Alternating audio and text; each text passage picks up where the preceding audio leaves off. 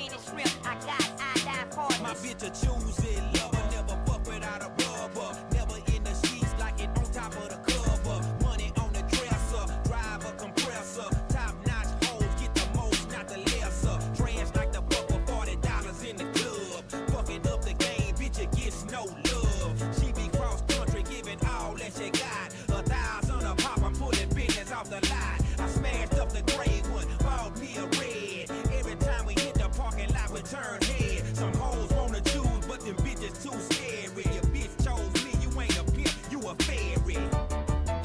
A pimp, not a simp. A pimp, not a simp.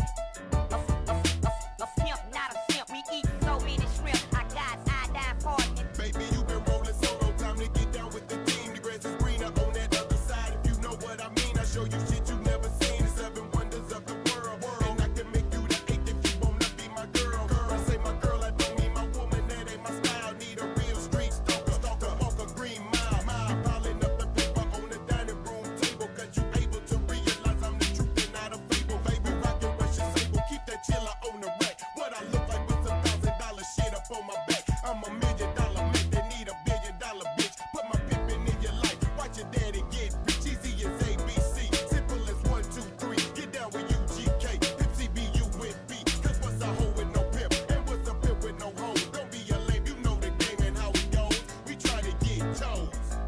A pimp, not a simp. A pimp, not a simp. A pimp, not a simp. We eat so many shrimp, I got iodine partners. Hello, hello, hello. Hi, everybody. It is Artie of Artie's Corporate Fiction. Happy Friday to all of you out there.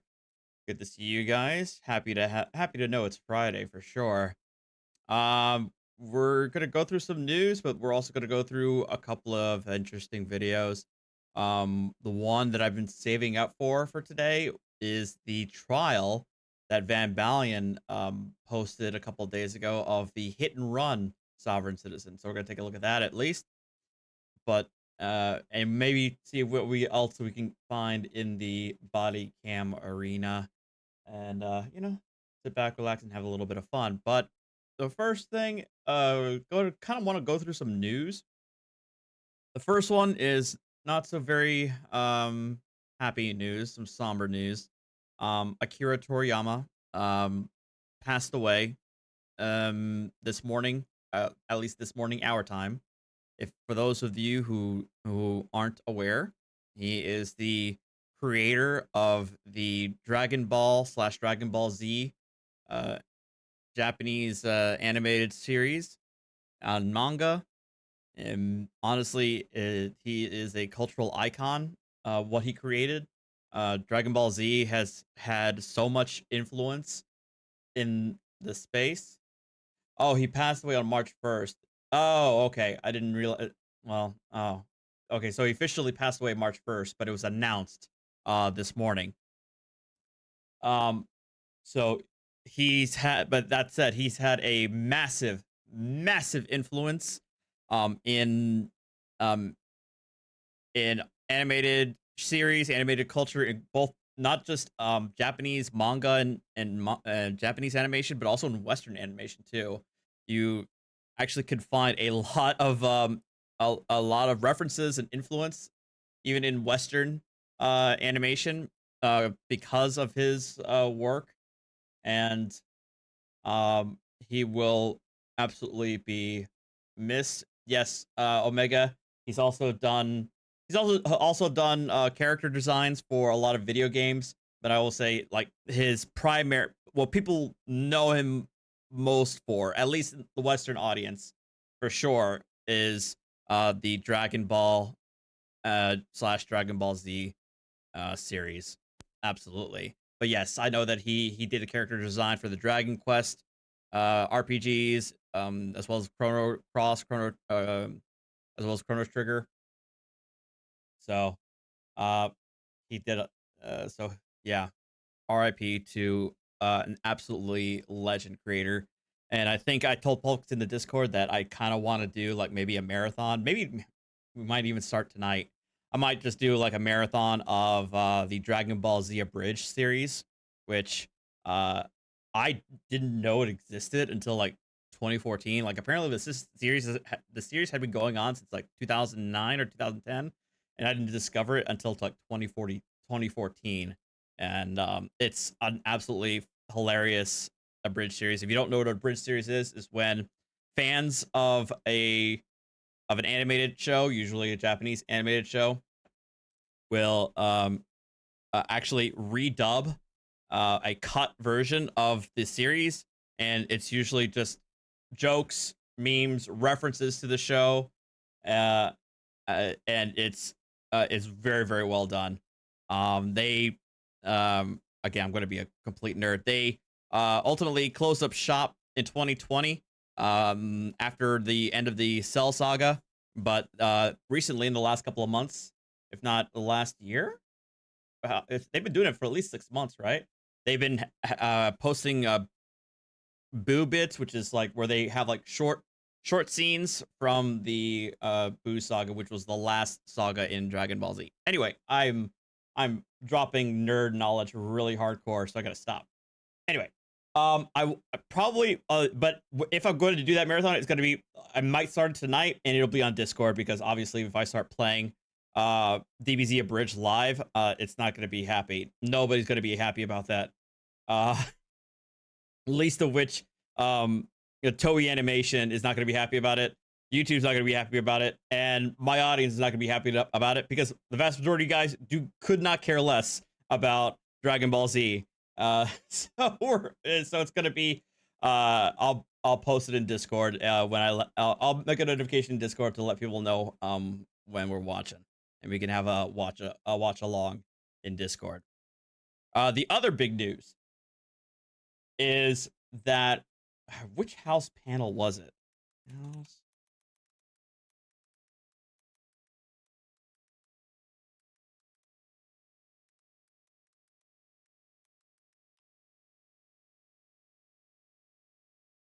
Yeah, that is.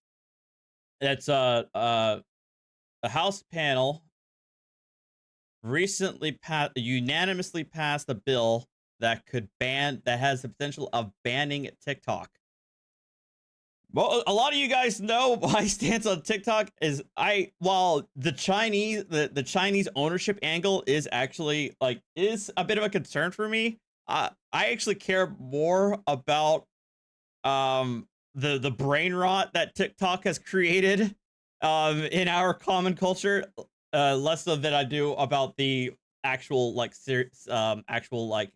security concerns. So this is from reading. I'll be reading from CNN. The House Energy and Commerce Committee advanced a bill that would prohibit TikTok from U.S. app stores unless the social media platform is quickly spun off from its China-linked parent company, ByteDance. If enacted, the bill would give ByteDance 165 days, or a little more than 5 months, to sell TikTok. If not divested by that state, it will be illegal for the App Store operators such as Apple and Google to make it available for download. The bill also contemplates similar prohibitions for apps controlled by foreign adversary companies. So this is a federal. This is passed by the U.S. House. This is not a state issue.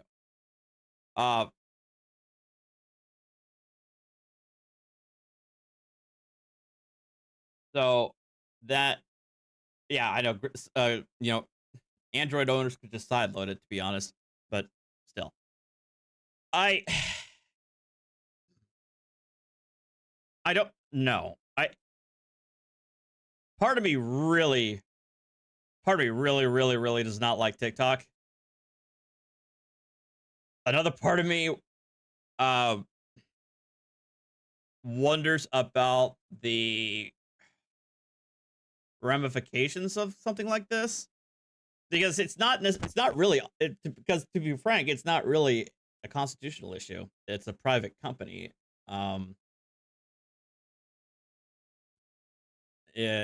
So they're free to ban it. It's the Congress has pretty wide latitude to do something like this. So it's not really much of a constitutional issue. It's the issue is there are so many ways of getting around it. because more than likely not, it's the bill does not make it illegal for you, me, or I to have it. It would just make it illegal for the mega platforms like Google. So like I know Google. So for example, there's other app storefronts other than Google and Apple. There's Samsung has their own. Amazon has its own. They're not obviously not very well known, but I imagine that this would ban any form of public like shop app any app store from carrying it, but that doesn't mean that you can't find ways of downloading it. Again, especially if you're an Android user. My thing is like there's a lot of there is a legit national security concern with this with TikTok. It's not good. I don't think they're overblown at all. Um, but whether or not but there are obviously ways of getting around the ban. You know what I mean? But I don't think that the national security concerns are overblown. Um, Especially my understanding is never mind the privacy, never mind. I mean, even taking away the worst case scenario, my understanding is that TikTok does get a lot of your personal information um, from there. I mean, all companies do. Let's be real. All social media companies do get a lot of your personal information. Let's not beat around the bush. All of them do. Just that the problem is the owner is China. Um, but I guess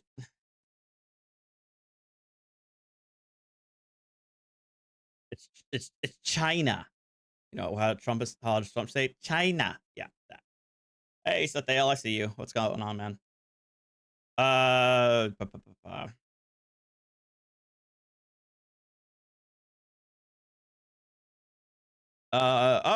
This other one. House lawmakers voted unanimously in the same session Thursday to advance a second bill, one that would limit U.S. companies' ability to sell Americans' personal information to foreign adversaries. Uh,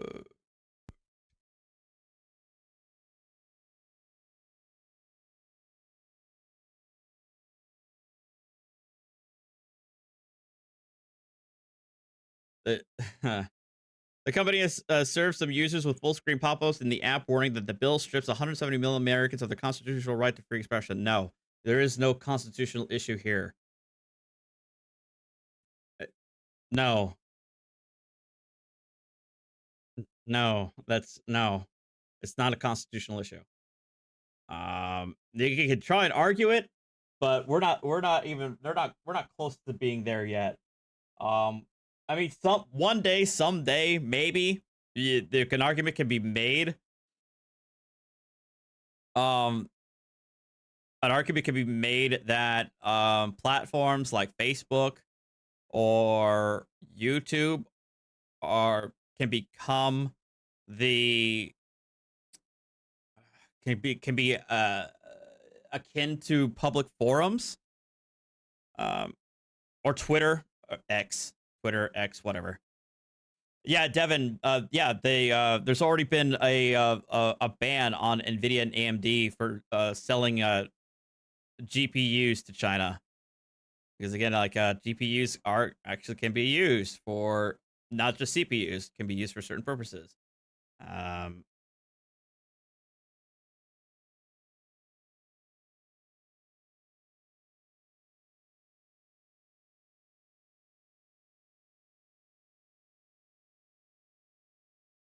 hey Wazoo, good to see you, man. Um, you could argue against the Civil Rights Act because it's discriminating based upon national origin. I don't know if that doesn't. I don't think that applies to a company. I mean, they could probably make an argument that that the corporate owner they're discriminating against corporate owner, but it depends on how they're defining whether they say countries, foreign adversary companies. It would depend on how they would classify foreign adversary because foreign adversary is not national origin though. Well, it doesn't. Foreign adversary can mean anybody.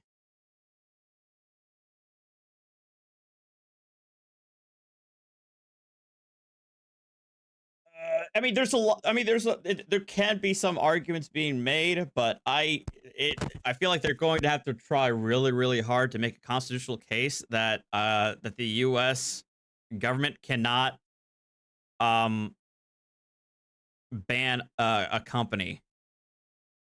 I feel like the U.S. has long had long deference in being able to interfere in matters of commerce, right? Right, my fellow sovereign citizens. So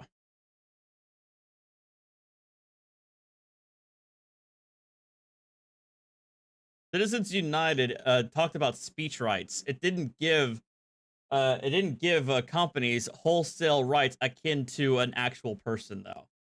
It's Citizens United is very limited in its scope.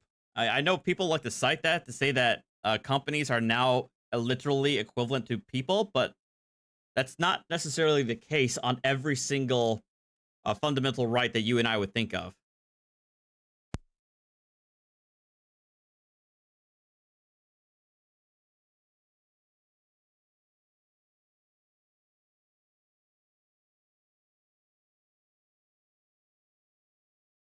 And it also, well, yes, I no, I agree, Wazoo. The issue is not just that I think the government has wide deference. The government has wide deference in interfering in matters of commerce, but the courts have often given wide deference to the government in matters of national security. So, rightly or wrongly.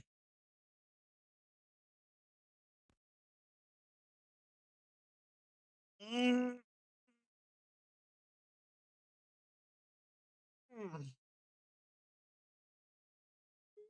Ugh.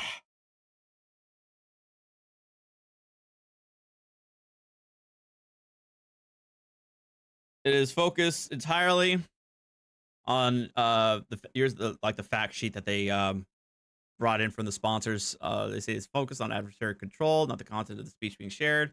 The ACLU says, quote, "We're deeply disappointed that our leaders are once again attempting to trade our First Amendment rights for cheap political points during an election year. That's because the bill's sponsors claim that banning TikTok is about suppressing speech. There's no denying that it would do just that. We strongly urge legislators to vote no on this unconstitutional bill." The bill would threaten the free speech rights of tech powerhouses, Apple and Google. Well, see, that's going to be interesting here. See, like, the government may not tell private parties, including digital service companies, what speech they may publish. The First Amendment forbids that.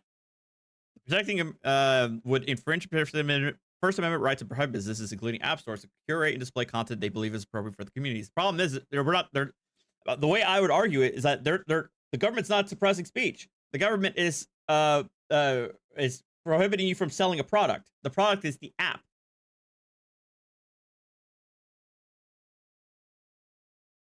The government tells store owners to not sell products all the damn time.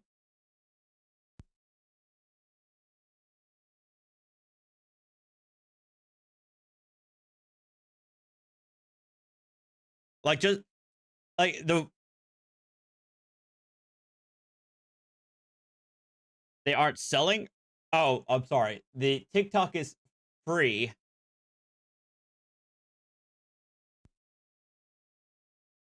You're saying that they're distributing. Okay.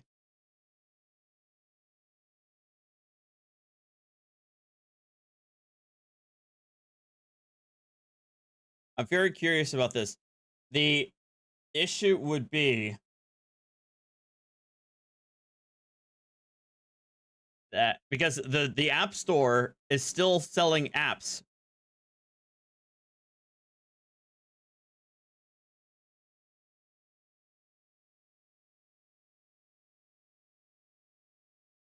Just because I don't know if I buy this argument that just because the TikTok's being displayed for free, that it's not a product that they're offering. You're saying that the infrastructure, not the vendor. I'm not sure how. Well, you could argue that because Google creates Android, that they provide the infrastructure for TikTok to function, but they're still selling apps. I don't understand apps that are created by other companies and apps that Google can provide or withhold at whim.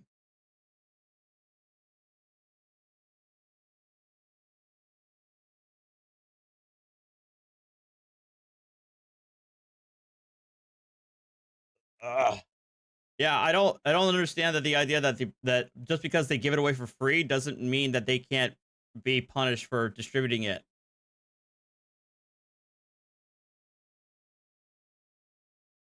Yeah, I'm not buying this argument that just because um Google creates the vehicle or the infrastructure for TikTok to operate does not mean that they're still providing um a storefront.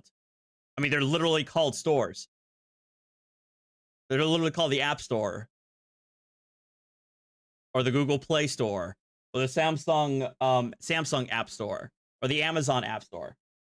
They are storefronts for people to purchase and download applications that work on the respective phones.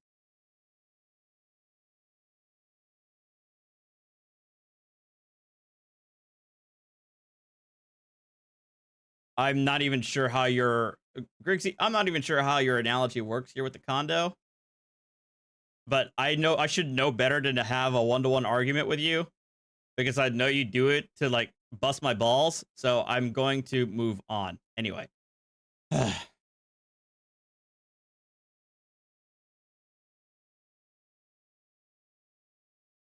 Moving on. Let's go. You know, screw this. Let's go watch some sovereign citizen make a fool of himself. Okay.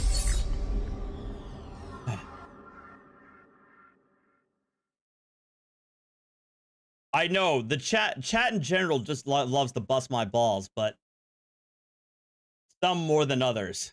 Okay, some more than others. Products and services, am I right? Yeah. All right. So like I said, this is the trial of the hit and run sovereign citizen. So I'm excited to see how this goes. Like a coward when I was calmly asking you questions. Did your daddy teach you right from wrong? Do you know? Whoa. All right. Wow. All right. Well, we're off to a great start. Damn it. I think I got to replace this. It started getting cold or warm. And, whew. All right.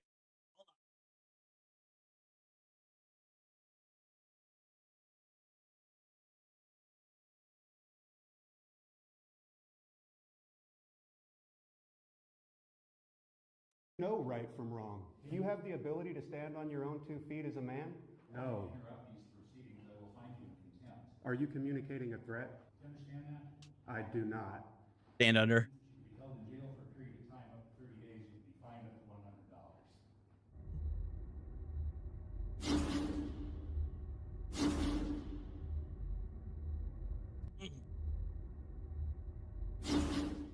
$100. Welcome back to the Van Balian channel, guys. Today we head back to South Dakota, Hey, Kudrow. Moody County Court, Flandreau to be precise, for the trial stemming from a video I covered on the channel last September, where this guy got arrested for refusing to identify following a hit and run. He was subsequently charged with driving without tags, insurance, and failing to report an accident. And yes, he's going pro se, because Naturally. of course he is. The video begins with the alleged victim on the stand being questioned by the state's attorney. Right, let's get into the video. I was approached. Yeah, so this is one of those very ironic sovereign citizen situations where there is an actual victim. So the sovereign citizen can't actually pull any of that canard at all because there is an actual victim. By an individual Well, according to them, like a flesh and blood victim, yada yada yada yada yada. whose car was parked directly in front of that pickup or that truck, and I was asked, "What are you doing?" And I informed her that I was just informed that this vehicle had hit my building. She then asked when. I said 10, 15 minutes ago from what I understand. And I was informed that no way, no how that this vehicle hit my building. It's been parked for at least 3 hours, if not longer. After having this conversation with that woman, what occurred next?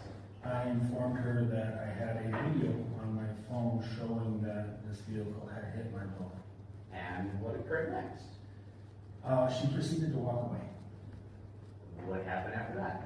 I pulled out my phone and I called Officer Weber. All right. Now, prior to Officer Weber's arrival, did another individual contact you regarding this truck? Yes, Andrew came out and we went over and looked at it. He was apologetic, said he would take care of the damages.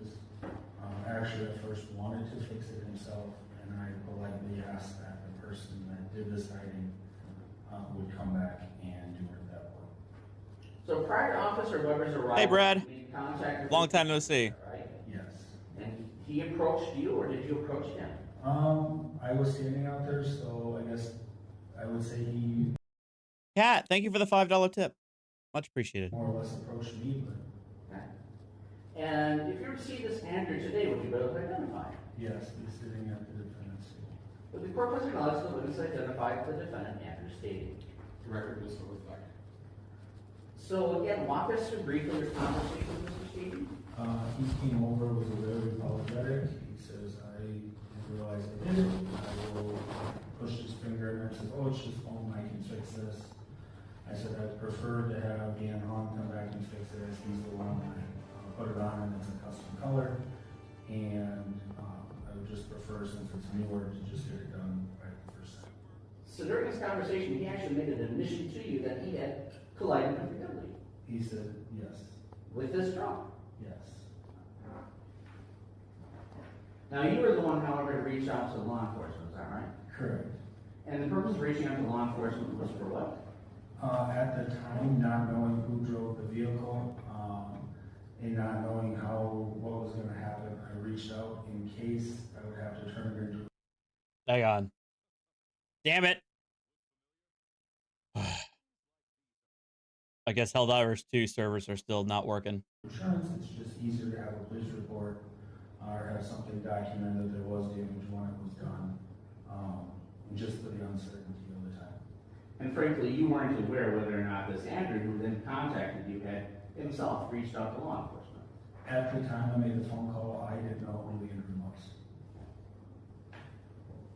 But again, for clarification, he did make an admission to you that he collided with your building. Yes.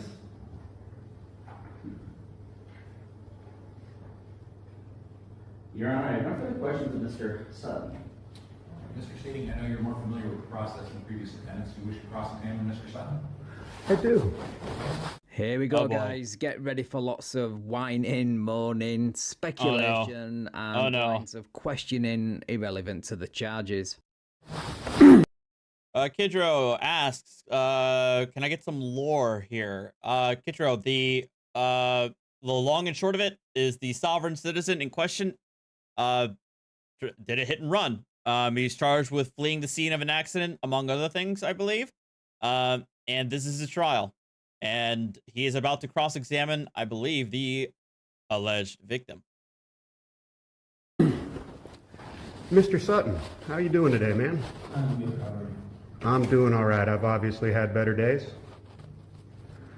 So on this day when my wife spoke with you, she said something about it's impossible I hit the building, because you said that I just hit the building to my wife. Is that correct? Yes, it indicated. Are you aware that I was in the restaurant for over an hour having lunch? I was not aware of that. So was the hit to your building so violent that everyone inside realized it and came running out? No, I actually did not know my building was hit until I was approached by the individual that witnessed it and gave me the video and indicated it just happened. So my big heavy JT, he's allowed to do leading questions. This is his steel cross. truck hitting the side of your foam covered building, and you didn't even notice on the inside that your building was struck.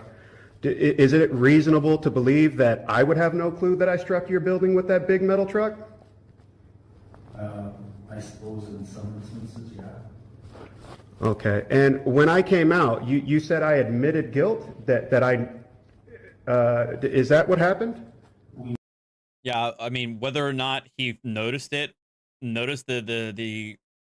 hit, it's kind of irrelevant, because what matters is whether or not you were the one who hit him, right? I think that's the issue. We talked about it, and we said it appeared that it appears like I hit your building. I apologize. I will take care of it and make it right. Okay. Did I make it right? Yes, you actually came in, I don't know the exact date. I know you have a piece of paper I signed, saying that you were gonna pay for it. I got estimates from Dan Hahn, and they were ballpark because he hadn't been there yet. It was $400 to $500 to fix it. I asked you if it comes in under, you gave me $500 in cash. If it came in under $500, what would you like me to do with the remainder? And you said we should just keep it for the headache. So I have compensated you for all damages. Is that correct? That is correct. So I owe you nothing. That is correct. So can you please explain to me what's going on here? Objection, Your Honor. That is a wildly speculative issue. Here's the problem. You made it right. It sounds like you made it right, and the victim agrees that you made it right. The problem is that you still fled. You still tried to run off. It's still a crime, because here's the thing: the cops don't know whether or not you're going to come back and make everything whole. They don't know that. So yeah, I don't know if you can after the fact fix this by coming back and paying for the damages. I mean, you could still be charged with it, because again, nobody knows what's inside your head. That's the whole point of the law. That's the whole point of the charge of fleeing the scene, because it's going to be presumed that you're just going to run off and not pay anything. This is well beyond the nature of this hearing. He's calling for Mr. Sutton to provide speculation as to the, frankly, the prosecution of this case. The objection is sustained. I protest. Who's speaking? Your mom? No, Mr. Lewis, Mr. Sorry. I need to stop with this. On your next question. What does sustained mean? Means I agree with the objection, he doesn't have to answer that question. Okay, first of all, if you don't know what the word sustained means, it's probably not a good idea to represent yourself. But my guess is you do know, you're just being disingenuous. And if I can see it, you can be sure the judge can see it too. Also, just because you came back later to compensate the victim for the damage you caused doesn't take away from the fact that you caused that damage in the first place. That's Also like true. getting charged with shoplifting and coming back later or the next day to pay for what you stole. You're still a thief in the eyes of the law. Anyway, the absurdity continues. Yeah, there's no real provision in the law that says that your charge of fleeing the scene is negated by virtue of you paying or compensating the individual.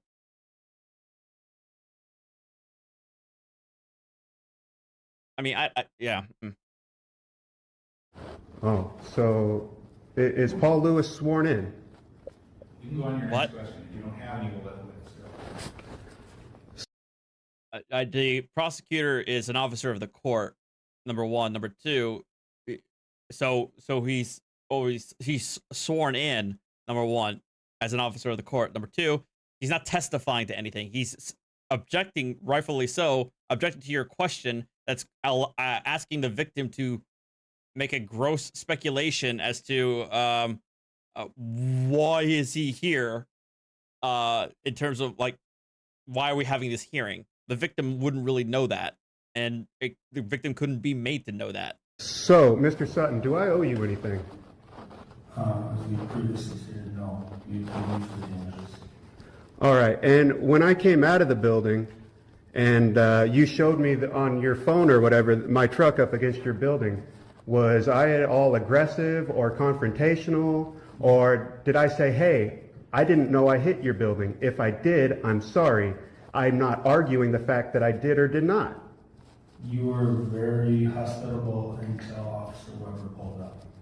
Uh-oh. Did we come to an agreement and shake hands before Officer Weber pulled up? Objection, Your Honor, relevance. It's also, yes, I would agree. I would object to that. It's irrelevant whether or not there was an agreement before you. The fact is, the cops were there, and you leaving does not. You can't just leave. This trial, whether or not he's reached an outside agreement is simply not bearing upon the statutes being prosecuted today. Does the state believe they get to interfere with civil matters and make them criminal matters? You really need to stay on track. You're supposed to be cross-examining the alleged victim right now, not whoever you directed that inane question at. But to answer that question, yes, you turned this from a civil matter into a criminal one the moment you left the scene of the accident and became cagey about sharing your details with the alleged victim, hence why he had to call the police. If you'd have just followed the law, bought insurance and shared those details with the police like 99% of law-abiding citizens do when they get into an accident, you wouldn't be in court now. You can answer that question. Did we come to an agreement that you would pay and compensate me for the damages? If that's the question, then yes. We came to an agreement and we didn't know the amount. I told you I would get a hold of Dan or I would get a hold of you to figure it out. And what was the total amount of those damages again? I want to say it was 400 and change. 400 and change. And, well, I guess the question's not for you, it would be for the court. What am I being charged with, Dan? Why are you asking him? He's on the stand. Why are you asking this question? Oh, God, I hate it when they do this. They pontificate all the time in the middle of a trial. Damage of private property over $1,000? Mr. Sadie, you've been provided with a copy of the complaint that sets out the charges. Yeah, I don't understand any of that. Stand under. So you could like, You could read all you want. I don't understand what you're saying. and perhaps you'll have to hire a to assist you. I have True. counsel. Oh, yeah? Are they going to assist you today? Are they God here? always assists me. Oh, my God. Attorney licensed in the same. Oh, God. It's like that one guy saying Jesus was his legal counsel. In South Dakota that's going to assist you today. Does God need your permission? I'll take that as a no, and you'll be proceeding pro se. Moving on. What does pro se mean? Do you have any other? Oh, my What God. does pro se mean? Do you have any other questions for this? What does pro se mean? There being no other questions, Mr. Lewis, do you have any redirect? I do not, Your Honor. You may step down. Right, so after that truly god-awful performance, because yes, God is this guy's attorney now apparently, we now get back to some kind of normalcy for a time, where the state attorney cross-examines Landgrau's chief of police, who was on the scene and made the arrest. Your Honor, I'd like to call Chief Zach Weber to stand.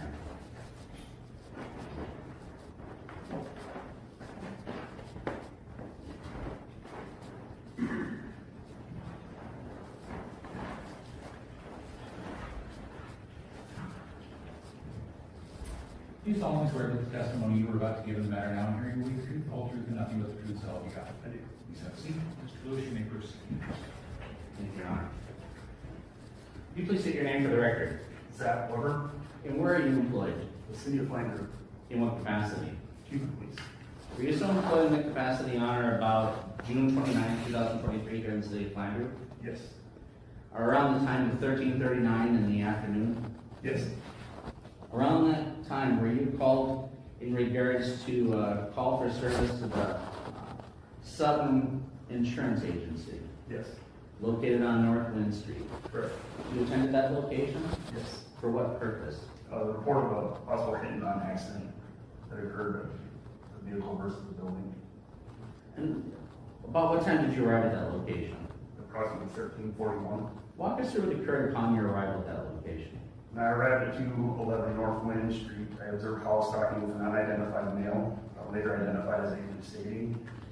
I approached the couple. While approaching, the male stated that he was unaware that he hit the building. I asked the male for his name, and he stated, "Fuck you." The male continued to refuse to provide his name, driver's license, or proof of insurance. And then what occurred? The male, I guess, Sergeant Moonfeld arrived on scene. And then what transpired? The male was informed several times that his name needed, was only needed for an accident report. The male stated that he did not need to provide his name and that he didn't call us and already made arrangements. And then what occurred? After several more requests to have the male provide his name, he was detained by Sergeant Moonfeld. As a matter of fact, did you yourself engage Hollis Sutton? Yes, Inquire if he'd been provided any insurance information from the gentleman who hit his building? correct. And had Hollis been given any insurance information? No, As a matter of fact, did the male identify himself? no, As a matter of fact, did Hollis indicate that he was unaware of the male's name? correct. After several requests for this individual's name, what occurred next? Sergeant Moonfeld detained Mr. Stading, handcuffed him behind his back, checked him for lock and fit, and placed him in the rear passenger compartment of his patrol vehicle. Now, just a moment though, you've identified this individual now as Mr. Stading, but at the point that he was placed under arrest, had a positive identification been made on this gentleman? No, So at the time that he was placed under arrest by Sergeant Moonfeld, the identity was unknown. correct. The reason that he was detained was strictly to identify the male. Alright. So after he's detained, what occurred next? Search of this person resulted in one fixed blade knife and one small pocket knife. Okay. As a matter of fact, did Mr. Sutton provide you with any photographic identification of this building getting struck? Yes, And relative to that photograph, you would incorporate that into your own evidence and investigative information, is that correct? correct. After receiving this photograph from Mr. Hollis Sutton, what occurred next? I observed the vehicle that was in the picture to be parked directly across the alley. The vehicle was identified by its VIN number as a 2005 Ford F450 Super Duty with South Dakota registration 52N360.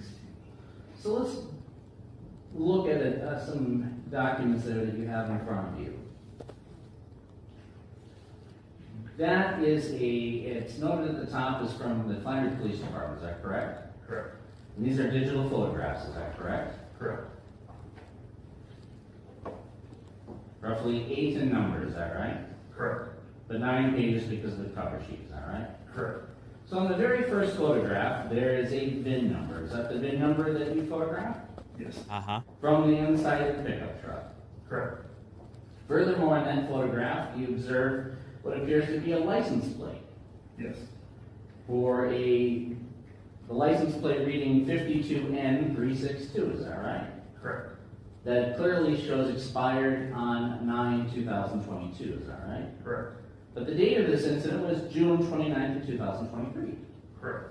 So clearly this plate was expired. Yes. On the next page, as we move on, there's a photograph of the damage done to Mr. Sutton's building, is that correct? Correct. Did you take that photograph? I did.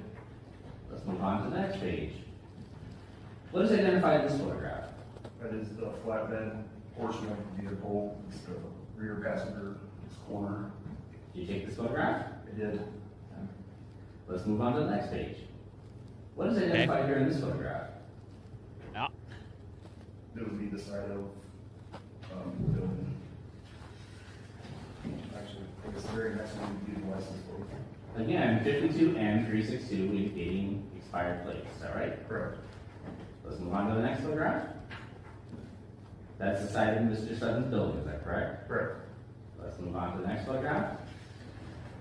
Who took this photograph? I did. And what is being observed in that photograph? It's approximately 3" by 6" rectangular hole that was caused by the vehicle. Let's move on to the next photograph. That is a picture of the vehicle colliding with the building, is that correct? Correct. This is the vehicle I obtained from Hollis. Okay. And let's move on to the next and final photograph. What is being observed in that photograph? This is just the side of the vehicle. You took that photograph as well? Yes. Your Honor, I'd like to offer the evidence marked as exhibit number 1, the photographs taken by Officer Weber in his investigation of this matter. So the The prosecutor basically is laying a foundation for each of the photographs taken of the scene of the accident of the building, the damage to the building, the damage to the vehicle, the VIN number of the vehicle, so on and so forth. He laid the foundation, and now he's going to bring him into evidence. I wonder if this guy's going to oppose. Does he even understand what's going on? I don't know. I guess we'll find out. Mr. State, do you have any objection?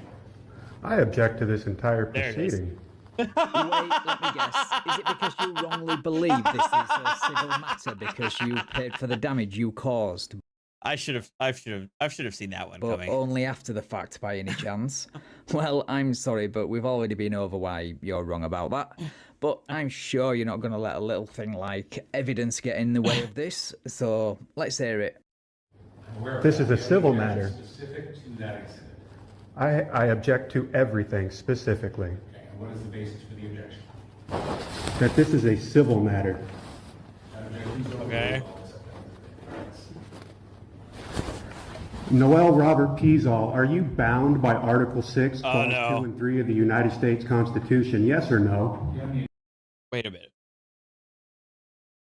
Article 6? Hang on a second. This is a new one for me. This is a new citation for me. Article 6? I think Article 6 is about amendments, isn't it?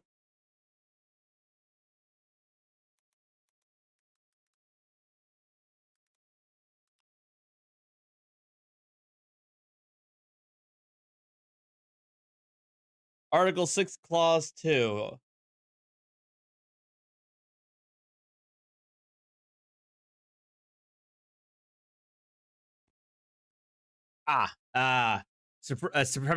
Article 6, Clause 2 is the Supremacy Clause. That's what it is.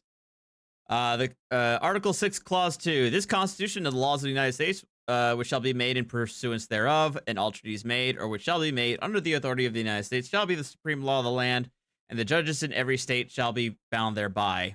There it is. Yeah, sworn oath to the U.S. Constitution. And anything in the Constitution or laws of the state to the contrary notwithstanding. Yeah, there it is. additional questions, Mr. Noel Robert Peasall, are you bound? Mr. Yes If you or continue to no? interrupt these proceedings, I will find you in contempt. Are you communicating a threat? I am telling you that I will find you in contempt if you continue to interrupt these proceedings. That includes interrupting Mr. Lewis or myself while speaking, or the witness. Do you understand that? I do not. Nope. Contempt means that you can be held in jail for a period of time. Oh, no. 60 days, you can be fined up to $100. So You are you stand under? communicating threats? Telling you what the consequences will be if you continue to interrupt. So do I not have freedom of speech? No, you don't. The proceedings today, I told you what the consequences are if you continue to interrupt. Mr. Lewis, you may continue with any questions. Yes, thank you, Your Honor. Well, first of all, the judge is not there to answer any of your inane questions. He's there to control the way the case is conducted in accordance with relevant law and practice. So question his oath on your own time. Secondly, if you take being told to stop interrupting, or you will be held in contempt as a threat and or a violation of your First Amendment rights, then that says more about you and your lack of basic knowledge, really, doesn't it? During the prosecutor's investigation and dealing with this individual, you detained him, is that right? Correct. And did you end up issuing citations? Yes. And what were the citations that were issued on this individual? For expired license plates, leaving the scene of an accident, and no proof of insurance. All right. There's Father, there was actually one judge who basically said, instead of saying, it's not a threat, it's a promise. Which judge was it that basically said, yeah, this is a threat. If you don't come to court, you're gonna get a warrant. I remember there was one judge who just straight up said it. Now, you were able to identify this individual by name, though, eventually, is that correct? Was it Oakley? Okay. What was the name of the individual? Andrew Stady. If you were to see Mr. Stading today, would you be able to identify him? Yes. Can you please do so for the court? Yes, he's sitting at the defense table in camouflage shirt. Would the court please acknowledge the witness identified the defendant, Andrew Stading? The record will so reflect. So, during the prosecutor investigation, you ascertained that there was no insurance in this vehicle, is that correct? I was not provided with any. And from the time of the incident to today, have you ever been provided with That's right, insurance Woodward. in this vehicle? No. As a matter of fact, in your conversation with Mr. Hollis Sutton, he indicated that he himself had received no insurance information. Is that correct? Correct. Now, you also went a little bit further by investigating a little bit more detail in regards to the collision impact area of the pickup hitting the building. Is that right? Yes. Roughly a 6-inch by 3-inch rectangle Correct, approximately. that would have matched the rear end of this truck. Correct. And again, identified in the photograph. Is that right? Correct.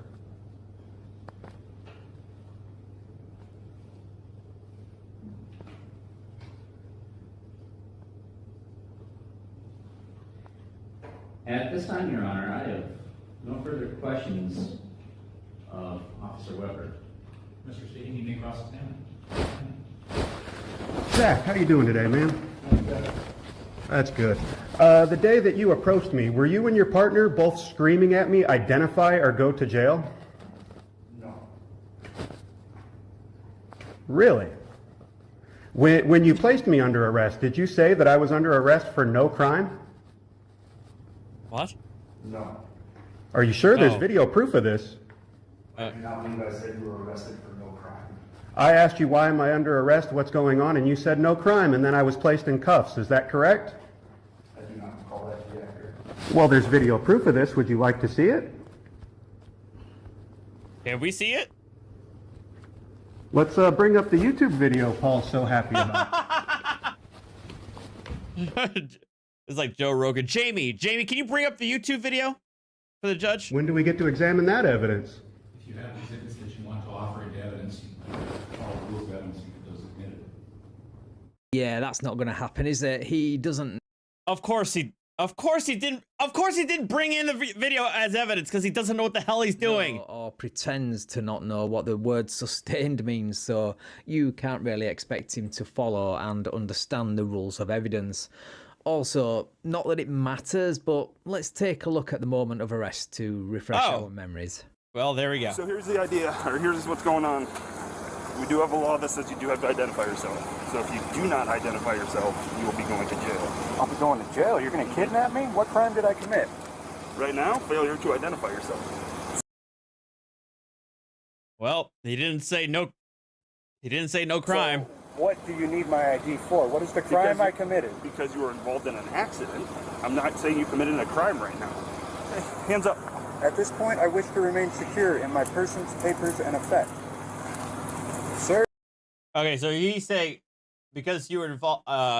Okay, so now I understand here. He's gonna argue like, oh, I'm not saying I'm saying you committed a crime right now, but you're here for an accident, and part of the accident is that you have to identify yourself.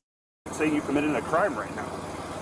All this says you do have to identify yourself. So if you do not identify yourself, you will be going to jail. I'll be going to jail? You're going to kidnap me? What crime did I commit? Right now, failure to identify yourself. So what do you need my ID for? What is the crime I committed? Because you were involved in an accident. I'm not saying you committed a crime right now. Okay, so you say that the cop is saying that you didn't necessarily commit a crime right now in terms of the accident, but he says, but I would imagine if the cops are there at the scene of an accident, and if you fail to provide your identification, then you can be arrested for failing to provide your identification. That's the crime. The cop is saying that there was no underlying crime that you committed, thereby warranting the request for identification. It's just that I imagine, and I think this is for every state, if the police are at the scene of an accident and you failure to provide your information, that in and of itself is a crime. Hey, hands up. At this point, I wish to remain secure in my persons, papers, and effect. Sir, I will charge you with assault and kidnapping. I'm not resisting. Why are you both up on me? I'm not on you. I'm holding your arm. I do not wish for this to happen, gentlemen.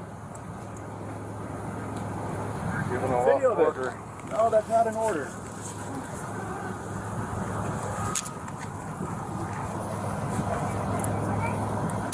Well, I don't know about you guys, but all that screaming and shouting by those two officers for him to identify or go to jail was deafening. Also, it's hilarious how the statement, "I'm not saying you're committing a crime right Oh, now." that's right. Yeah, yeah. He testify. They were like screaming, "Where's your ID?" Or I didn't say that, but he's like as though like the cops were like screaming bloody murder or yelling or being hyper aggressive about demanding his ID, but it didn't seem very hostile to me. Now suddenly turns into, "You're under arrest for no crime." Also, again, body cameras. Body cameras are the greatest. I almost want them to play the video just to show how disingenuous he is. True. And what are those rules? They're set forth in the South Dakota codified law. As the defendant representing himself, you're obligated to follow those rules. I am not South Dakota. representing myself. I am present. I Oh, do there not we have go. to represent myself. Could you demonstrate for me, please? This witness.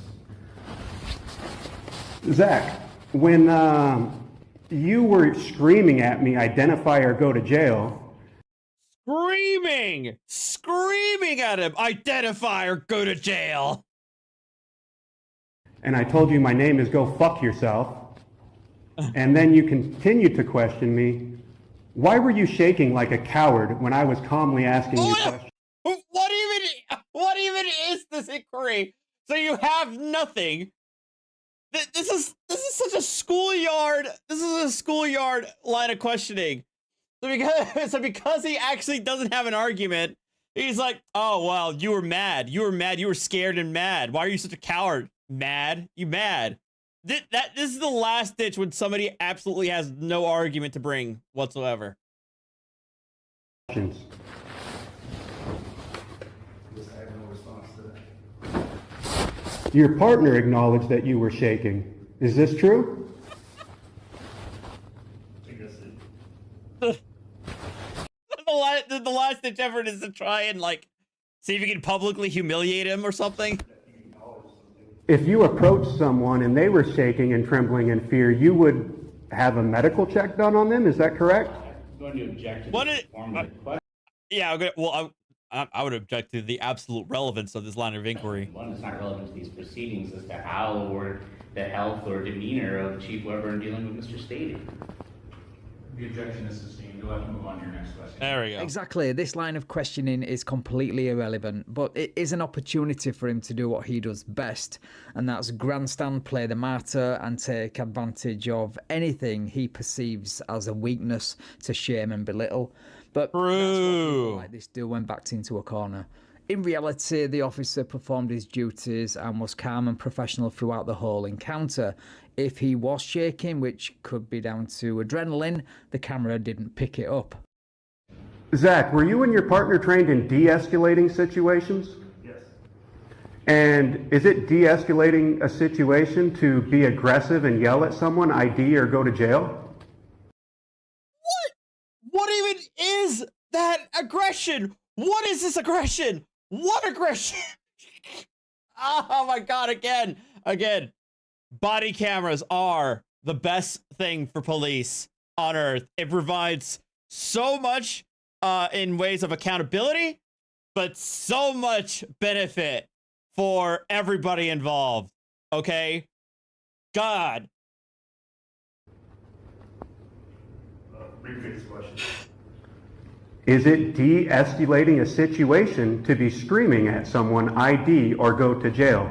Your Honor, I'm still going to object in this matter. There is no evidence before us, and that is how Chief Weber or Sergeant Neufeld approached Mr. Stady. Mr. Stady, you need to ask foundational questions to demonstrate how that was asked. What is the police department's policy on recording? What? As far as us or as far as citizens reporting us? As far as your body cam, what is your policy on recording when entering a situation or an incident?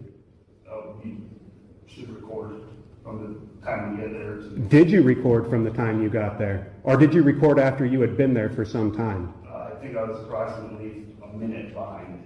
So, by your own admittance, you violated your own policy? I guess to an extent.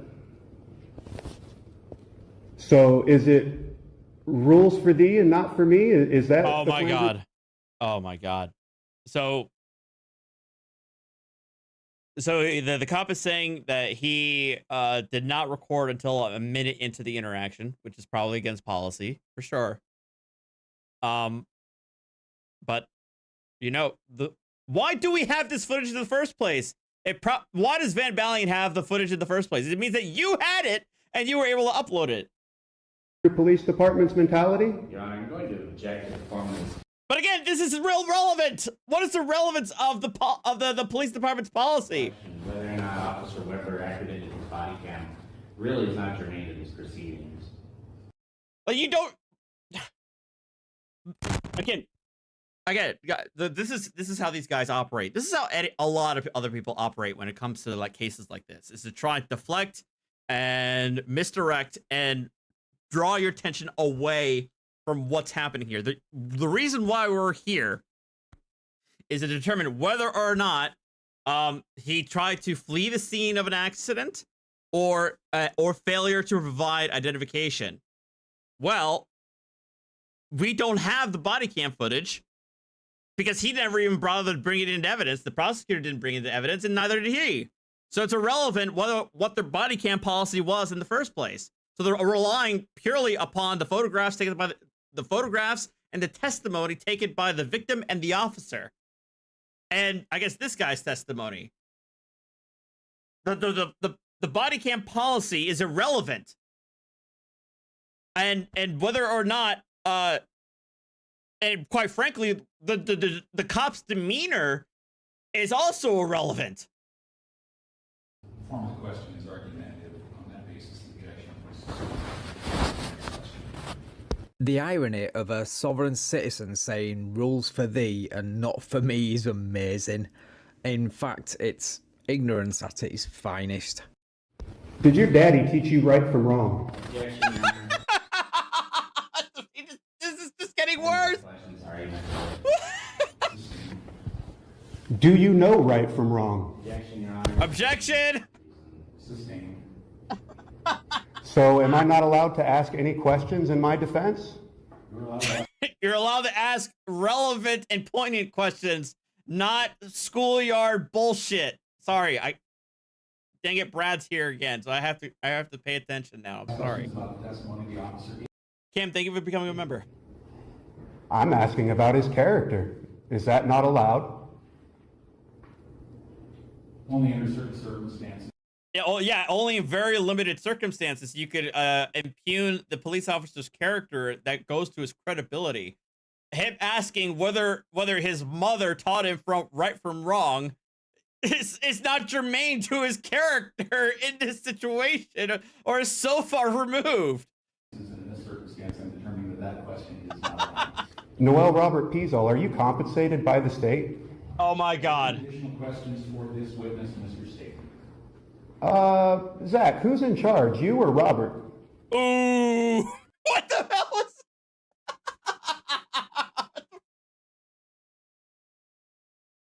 What is going on?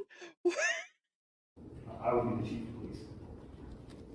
But you let his aggressive nature take the lead, don't you? Objection, form of the question. Wow. Sustained. Yeah, so this is the aggressive nature he talks about. I assume this is it. I mean, this is the one and only example I could find in the whole video. So, firmly directing him towards the back of the police car. And it comes after nearly 20 minutes of them begging him. Like that, bro. Is this how calm it is in South Dakota? That to him, this is major aggression? Pleading with him to identify himself so they don't have to take him to jail. If this is what he calls aggressive, he's either lived a very sheltered life or he's just a liar.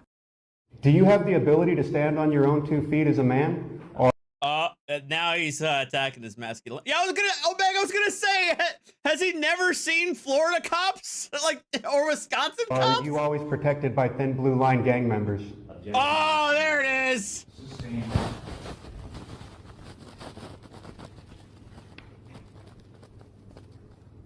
Do you have any This is additional great. questions for this witness?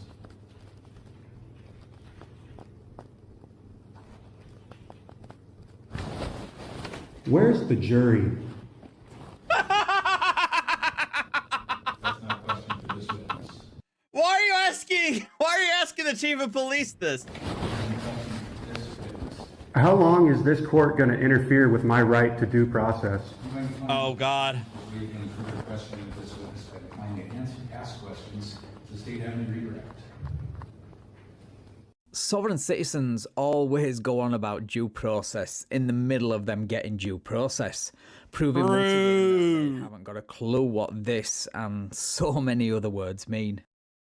During the prosecutor investigation, Chief Weber were able to ascertain whether or not at the time of collision, Mr. Stading immediately approached Mr. Sutton and provided him with his name and relevant insurance information. I'm not aware of that. Not aware that he did. Correct. Frankly, there's no proof that he did so. Correct. I have no further questions. Please step down. Thank you. Do you have any additional witnesses? Really, Kristen? Man, State arrest, Your Honor. must be nice, honestly. You wish to testify?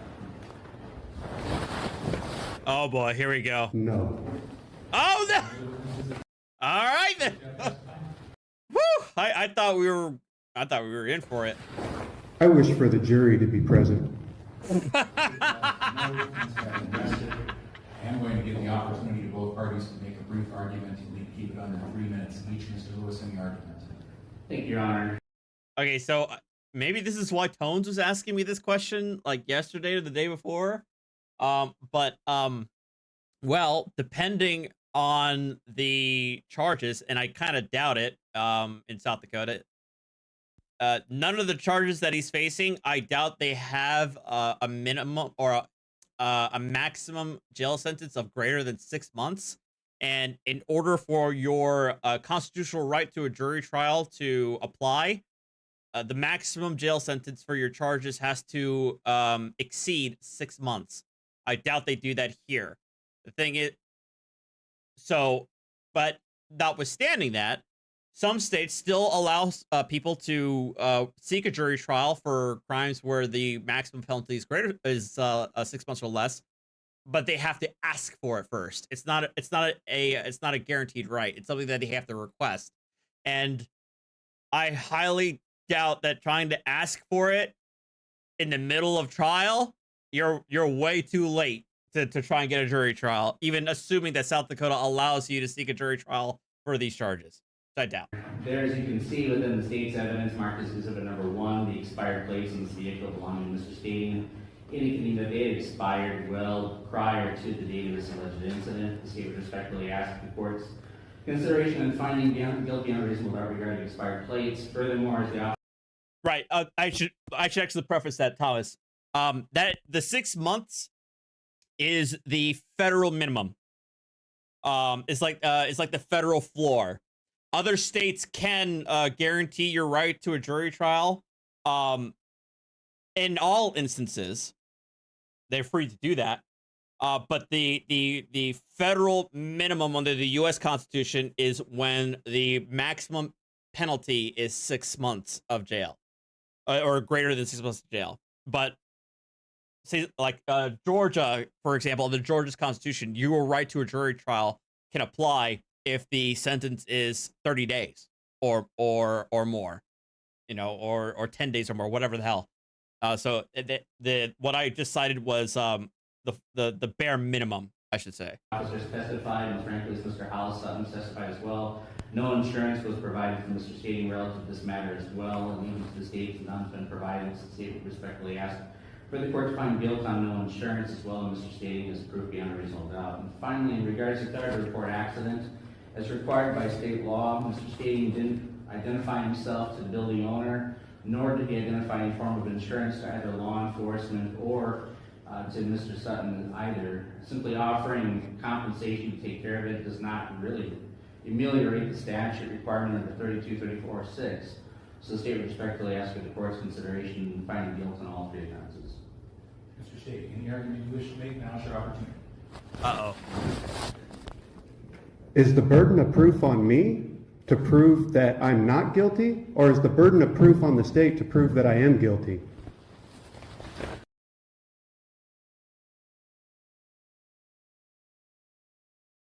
When has that ever... That's not what closing are.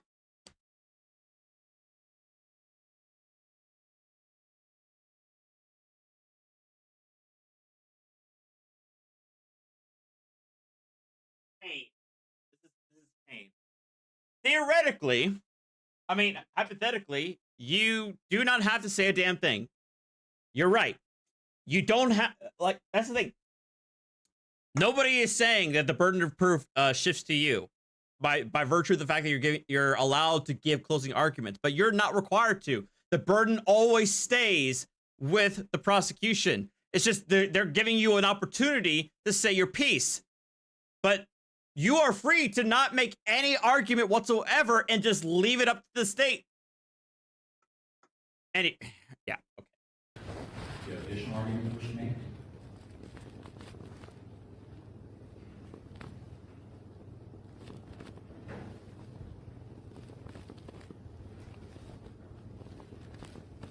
Okay. Mr. Stephen, any additional argument we should make? Do you wish to honor your oath today, Noel Robert Beazall? I'm going to treat those as rhetorical questions, Mr. Stephen. Do you have any argument you wish to make? Ooh. Stare down. Defendant, having made no further comment, I will find the defendant is in this matter, I will take the matter under advisement. I will issue a written opinion which will be submitted to the parties. And once I have completed that, it typically takes me about a week. So we will be in recess as to this file. Mr. Stephen, you're free to go for now. When does the court wish to waste more of my time? Am I going to be called back on this nonsense? We will schedule the matter for further hearing. That hearing will be set for February 8th, 2023 at 9:30 a.m. Will a jury be present? 2024 at 9 o'clock. What do you think? What date and time? I didn't hear you. 2 weeks from today, so February 8th at 9 o'clock. Will the jury be present? I don't anticipate it. We are in recess as to your file. Probably not. Mr. Lewis, that was the last criminal matter I had for today. Just this afternoon, Your Honor, nothing further. And we will take this item of recess before we go on to the small claims matter.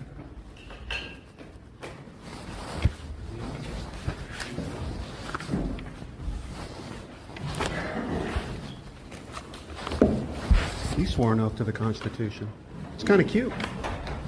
Right, so that was the trial. Now let's skip forward to February the 8th. Just to refresh your memory, he was charged with failing to report an accident, no insurance and no tags. In the meantime, the judge has rendered his written decision, so... Okay, so it wasn't fleeing. I'm sorry, I keep saying fleeing. It was failure to report an accident. Okay. Okay, that in New Jersey, that's not actually a crime. Huh. Fleeing the scene of an accident is definitely a crime for sure, but not failing to report. In New Jersey, you don't necessarily have to have the police involved. No, like in New Jersey, you're allowed to like be able to work with the individual and not have to have the cops in. But if you flee, then we're in a different situation. But you're not legally required to report an accident. Let's see. Devin, did you see the kick is a primary sponsor for a Formula One team? I did not know that. Interesting. How he did. Statement is here in the courtroom. This case has previously been tried.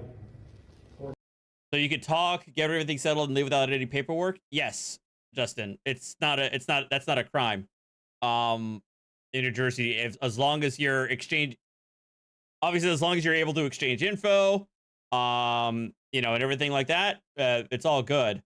But obviously, if you flee the scene, then that's when you're in trouble. Had rendered its written decision. In that matter, the defendant was charged with failure to report an accident, expired tags, and no insurance. Now, for the record, I call in. I call in for the sake of being able to get a report for being able to get a report so that everybody's on the same page. But yeah, like, you don't have to do that. But I do it just to have that peace of mind of having the police here, then being able to take the report, get everybody's proper information, yada, yada, yada. So, yeah. The court upon review found the defendant not guilty of the failure to report an accident, guilty of the expired tags and no insurance. This is the time set for sentencing. State, have any comments as to sentencing? No, Your Honor. Mr. State, any comments as to sentencing? Does the state have any proof that my vehicle was ever operated on the public roadways? So you admit that you do in fact need insurance and tags to operate a motor vehicle on a public road then? Oh, there it is. What I'm hearing. But only because you think it might benefit you at this time. So disingenuous. Any other comments?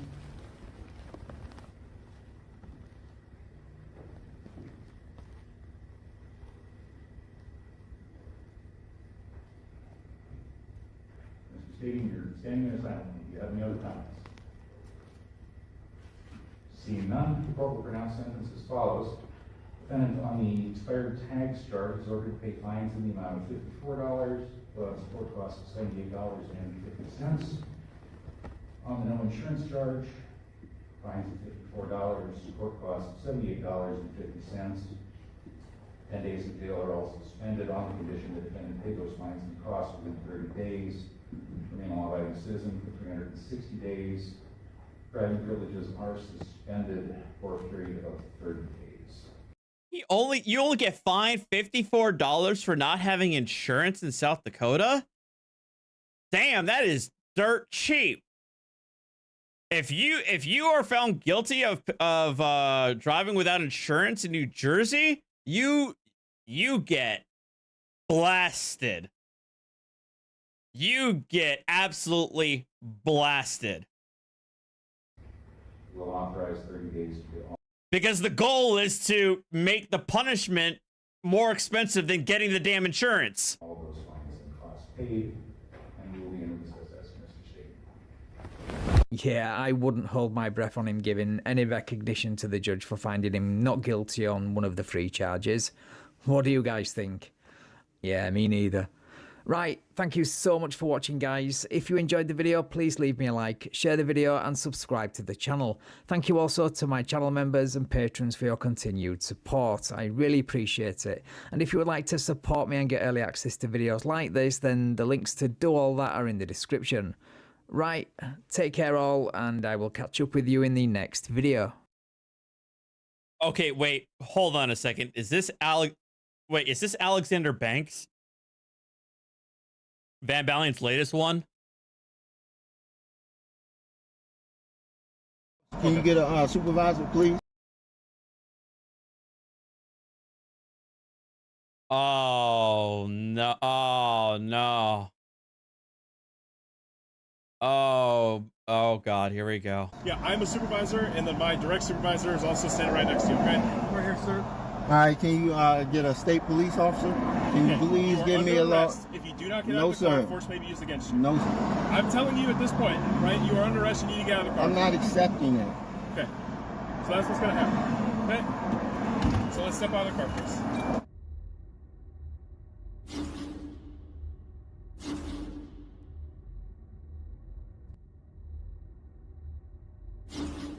Welcome back. His son is in the car too. Jesus, I hate it when kids are involved. Kristen, you say the property taxes are expensive. Does South Dakota have an income tax? I'm very curious about that too. Back to the Van Ballien channel, guys. Yes, Eddie Banks has finally been picked up on. Oh, it's the older son. Okay, then. Yeah. That bench warrant issued at the end of his recent competency hearing, where he challenged the female prosecutor to mutual combat. And it all played out over Facebook Live during a traffic stop with his kid in the car. Right, let's get into the video. So y'all don't have an income tax? Well, see, the problem is that New Jersey's property tax. I'm sorry, I hate to go off on the rails. God, I don't know why I tolerate this state. Yeah, New Jersey has a stupid level of of property taxes on top of having an income tax.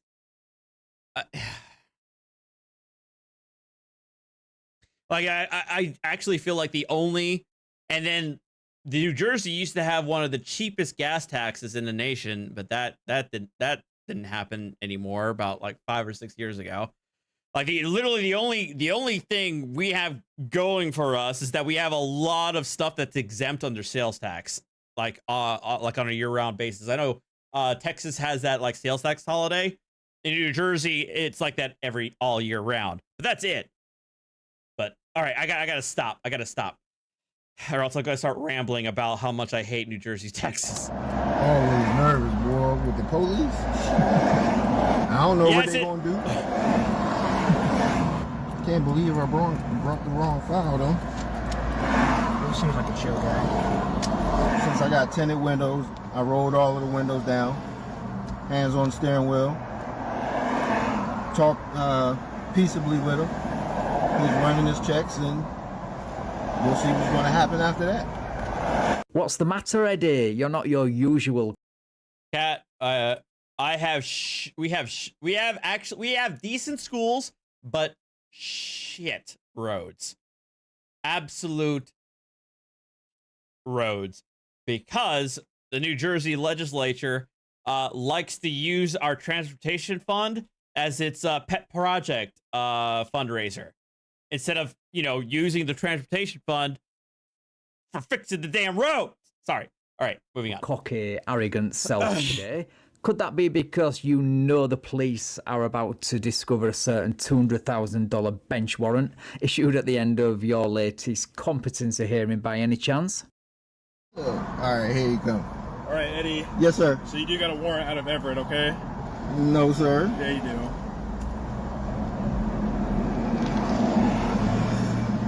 So you are under arrest at this point, okay? You understand that you're under arrest? That's a fraudulent warrant. Okay, that's something that you can definitely bring up with the judge. No. I'm not involved in the warrant. No. Everett case or anything like that. But I'm just telling you how things are going to go tonight, okay? I don't want to cause any more problems than necessary. I don't want to have to use force or anything. No, you don't have to use force. Can you get a supervisor, please? Yeah, I'm a supervisor, and then my direct supervisor is also standing right next to you, okay? Right here, sir. All right, can you get a state police officer? But Eddie, the supervisor you want is already here with his direct supervisor, so make your case to him. Or is this just another one of your delay tactics? Alana, did I see the felony drug possession pro se? It was an hour and a buddy had 7. No, I have not seen that, Alana. Have you posted it on my Discord?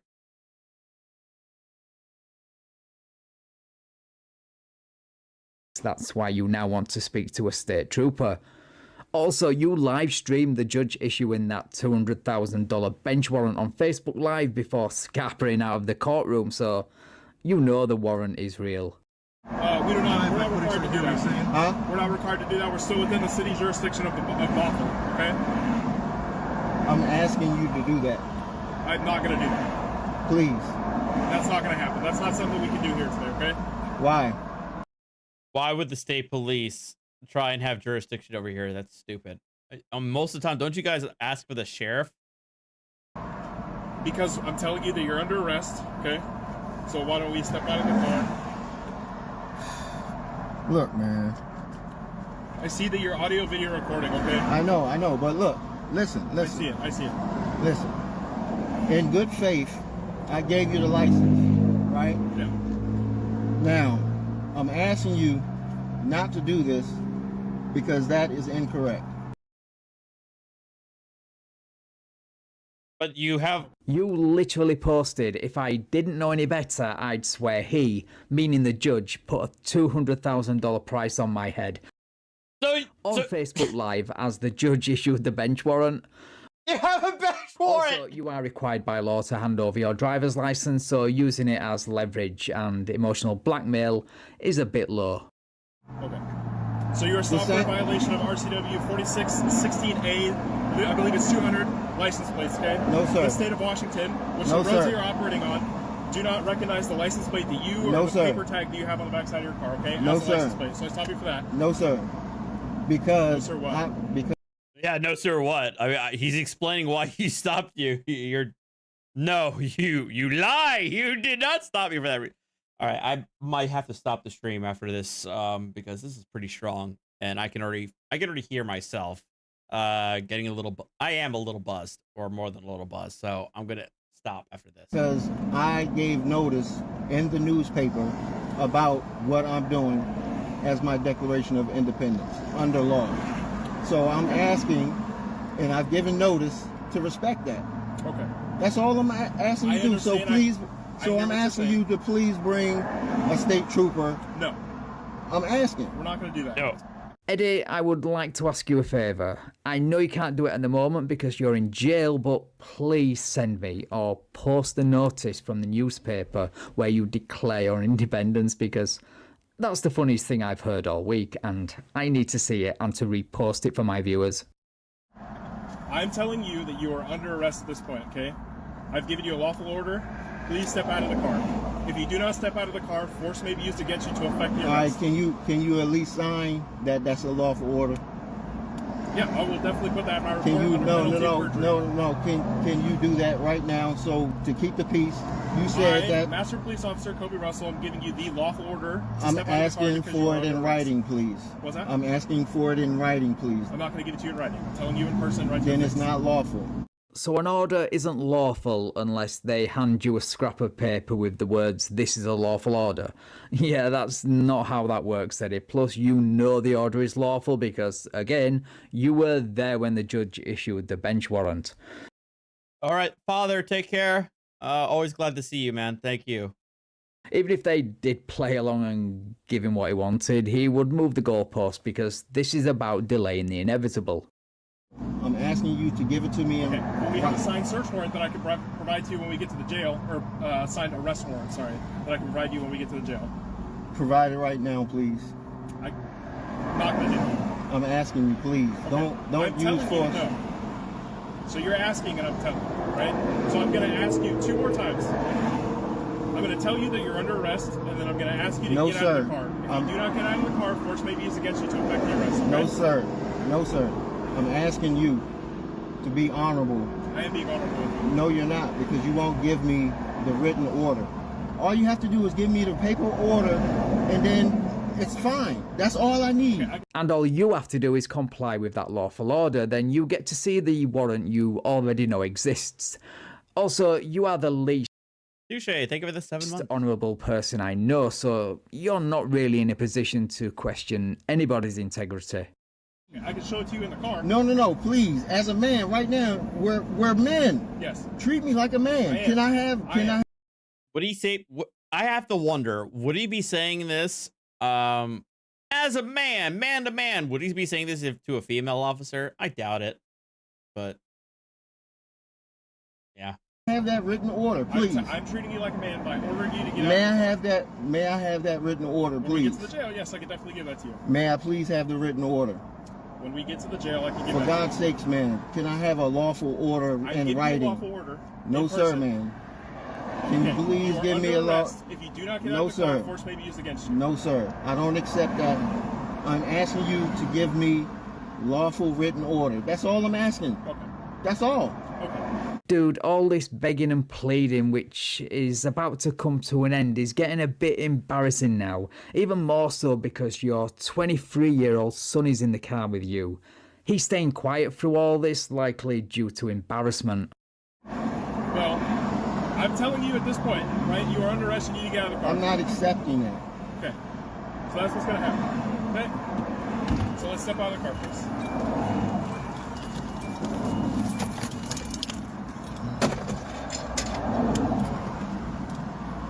Sorry, son. Get away from us. Okay. Well, I'll get a few things to make sure you'll be able to drive this car in a second, okay? I'm just going to sit tight for a minute. We'll come talk in a second, okay? Also, for those wondering, Mike is currently laying on my bed.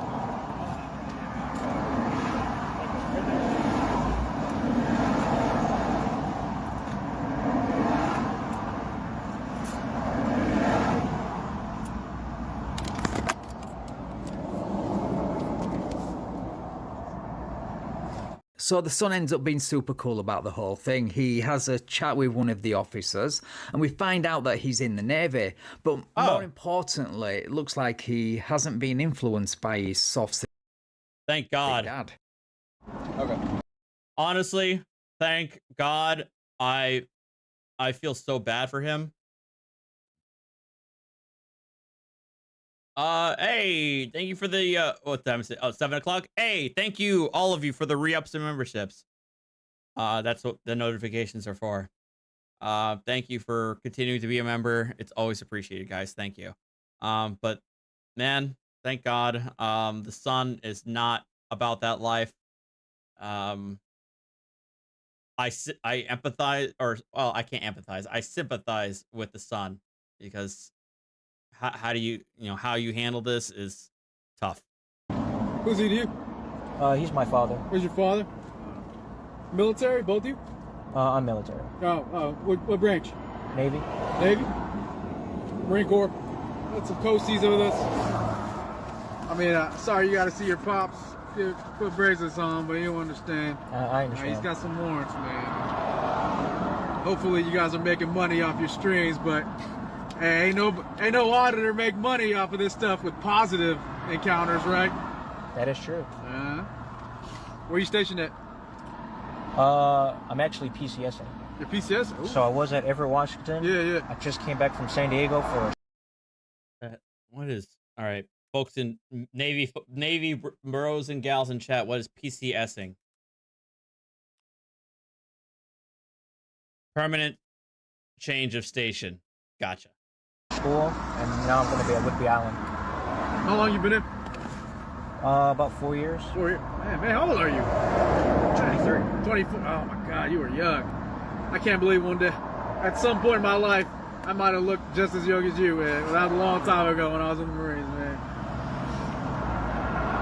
So your dad has a warrant, so he's been arrested for his warrant, okay? So like I tried to explain to him, he got stopped for his, I understand that we have a differing opinion on what is legal and illegal in the state of Washington, okay? I understand. I fully understand that, but I operate within the confines of the Washington State Constitution, okay?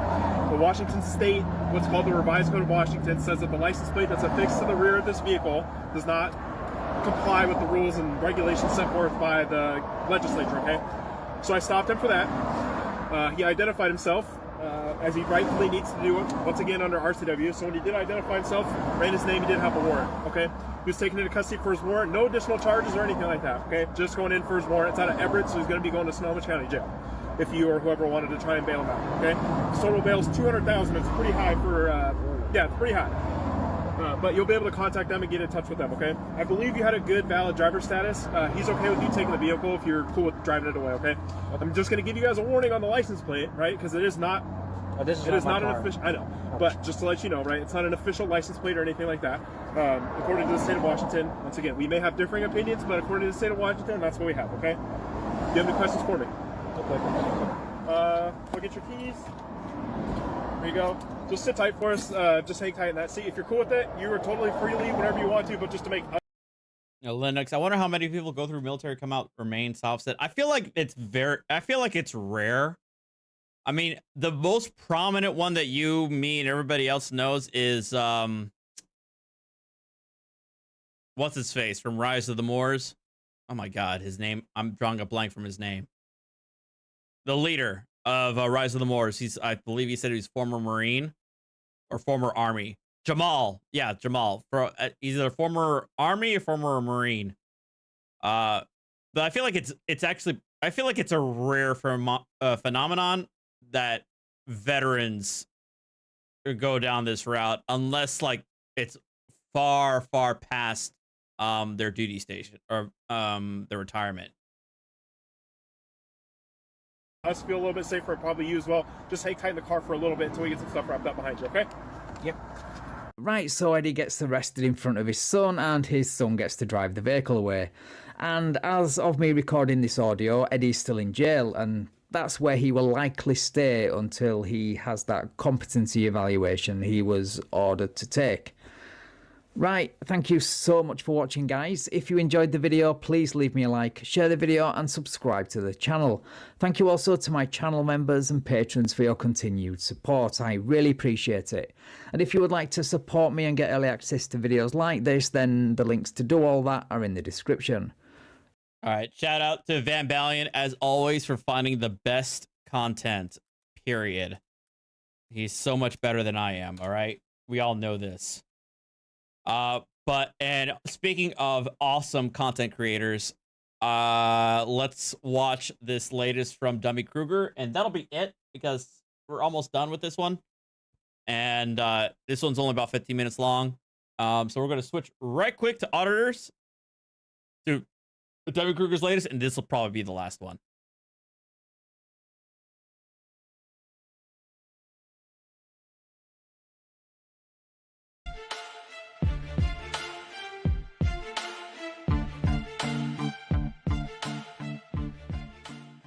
Welcome to the Dummy Kruger channel, everyone.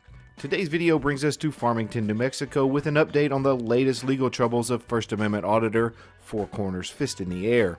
Earlier this month... Okay, I'm gonna be honest, I have no idea who this is. I'm sure, I imagine DK's probably followed him before, but I've actually never heard of this auditor, but all right. He and fellow freedom fighter Press for Transparency set out to... Juice, wait, Juice, you're from North Dakota? I used to live in North Dakota, way back in the olden times. My parents, or my dad, was it both my parents or was it just my dad? Well, I guess it would be both my parents. We were stationed in Grand Forks, and I lived on base. Do some journalisming that eventually led to both of their arrests and a revocation of Four Corners probation. We're going to briefly look over their quote audit that resulted in their arrests, their charges, and why Four Corners will be spending the next 2 months in jail. Before we get started, please remember to subscribe. Wait, they audited a law firm? Get notified, like, and comment below. Let's jump right in.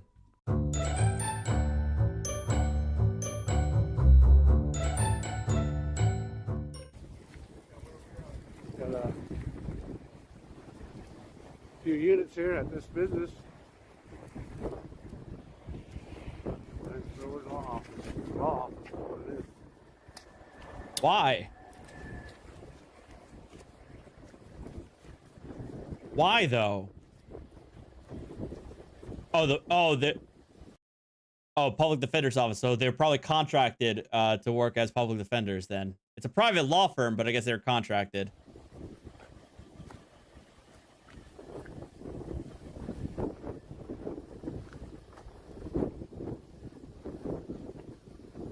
Carmadina.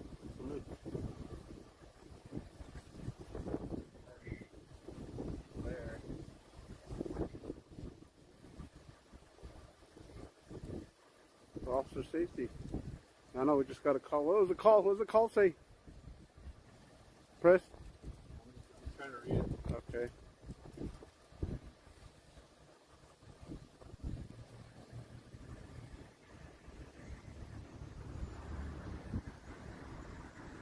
I'm looking out the window over there.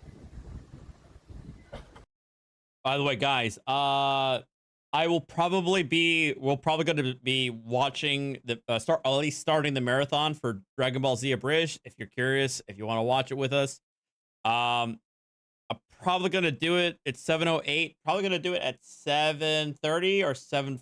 Well, how long is this? This is we got about 12 minutes, 13 minutes left. Let's go with 7:30-ish. 7:30, between 7:30 7:45, we're going to start Dragon Ball Z Abridged. It'll be on my Discord. So if you want to join in, go to my Discord, join my Discord. It's a lot of fun, very active community. I love you guys. So join my Discord if you want to join in on the marathon, or at least the start of the marathon, okay? Incoming, incoming.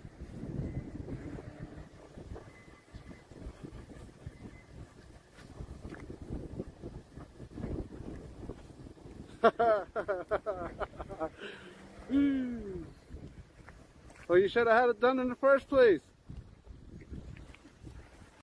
Oh, but I actually had a large slice of pizza from my local pizza shop right before starting the stream, but obviously that's not enough, so I'll probably order something while we're watching.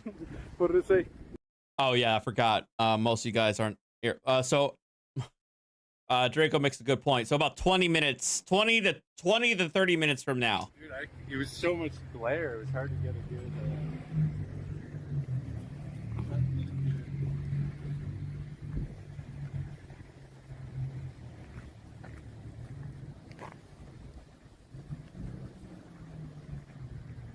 Is it closed?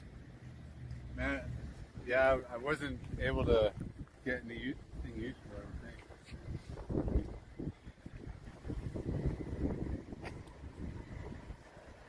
While First Amendment auditors' intentions may vary, a lot engage in provocative behavior, such as purposely entering private property or filming sensitive areas like inside police vehicles to test the boundaries of free speech and law enforcement responses. Walking onto private property without permission and recording inside police vehicles, especially when they have their computers open, can indeed be seen as provocative and potentially risky behavior. While the First Amendment protects the right to record in public spaces where there is no expectation of privacy, such as streets and parks, it's essential to exercise this right responsibly. Purposely instigating confrontations or trespassing onto private property in the name of testing these rights can undermine legitimate efforts to hold public officials accountable and may lead to unintended consequences. As a matter of fact, a recently Okay, thank you. Oh my god, why does DK steal my points? It's gonna make it seem like I'm nothing more than a React Andy just jacking his content. Now I feel like I'm XQC. Okay, I'm sorry. Damn it. But yes, DK is absolutely right. Oftentimes when these auditors do this shit, they invoke bills that can actually hamper public transparency and legitimate public transparency and legitimate and actually can infringe on actual constitutional rights because these guys like to act the fool in these interactions. Because while I would say that in the instance of police and their vehicles, if the police car is in public, what I would say that the police have a duty to safeguard private information that's on their computers when their vehicle is in public. Now, if they're on private property, that's probably that's going to be a different thing. But if they're in public and if they have their computer laptop open, that's the risk that they're taking. And I think that the onus is more on the police to safeguard that potential information, rather than on some jackass auditor. That's the balance that I'm trying to make here, you know? On private property, now we're having a different discussion. But yeah. But the fact that these auditors like to do this crap, they're instigating bills that can run afoul of potential constitutional protections. The passed bill in the Indiana House of Representatives is the direct result of a First Amendment auditor. I'll be covering that story soon. If we're lucky, maybe we'll get an attorney out of our cop watch here. Oof, there's a big dose of irony about to come up. The private business they are currently at is a law office, and as we will soon see, one of the attorneys at this office does appear at one of their court hearings. Not to defend them, of course, but to testify against them. So the officers soon leave the law office and walk across the street to speak with the person that was the initial cause of the police presence.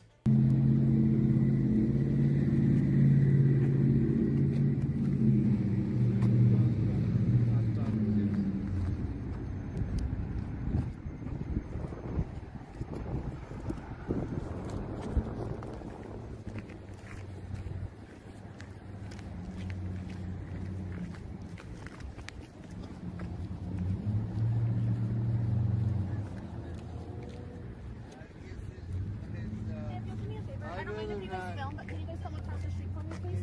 Can you go somewhere else? Hey, sir, I don't mind if you film. Somewhere else. But right now, can you go across the street for me, please? Can you hear me?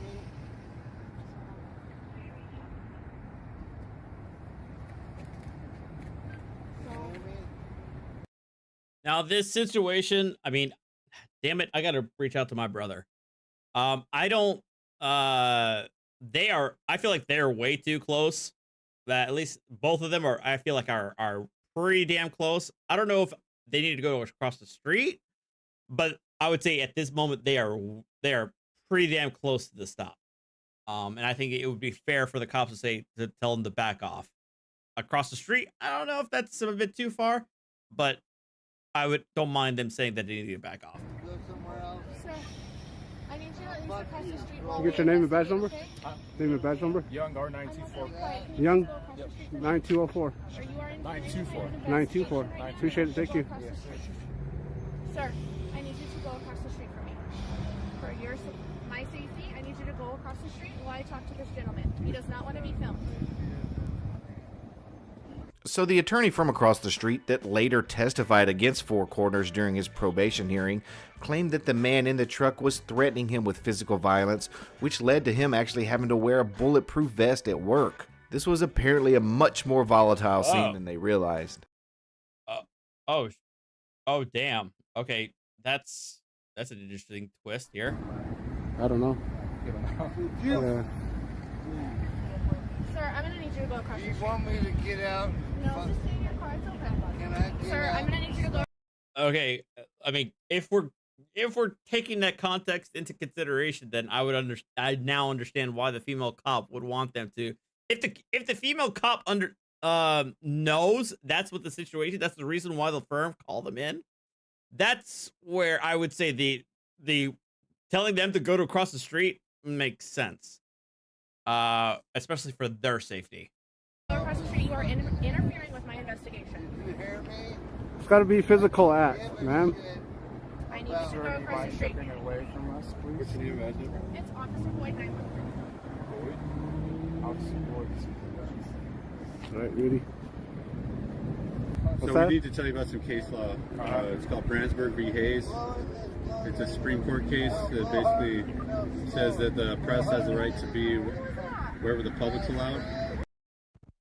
Right, but you're a member of the public. Members of the public aren't allowed to be this fucking close to a traffic stop. What? Come on!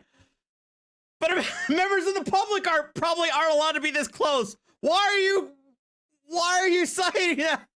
And so right now we're on a public sidewalk, which is a traditional public forum. And, motherfucker! We're gonna exercise our right here. I know I need to stop cursing. The fact that I'm cursing means that this is definitely my last one for the live stream. We're invoking our First Amendment rights here. Oh, you invoke your First Amendment rights, huh? Someone has clearly been watching too much Delete Laws. I'm sure that's where he also got the case law he cited as well. And shockingly, he doesn't say what he claims it says. In Brandsburg v. Hayes, the Supreme Court considered the balance between a journalist's First Amendment rights and the government's interest in compelling testimony in criminal investigations. Oh my God! The case involved three separate... No, for God's sakes, that's not even close. All that means that it's the press privilege. It's a journalistic privilege.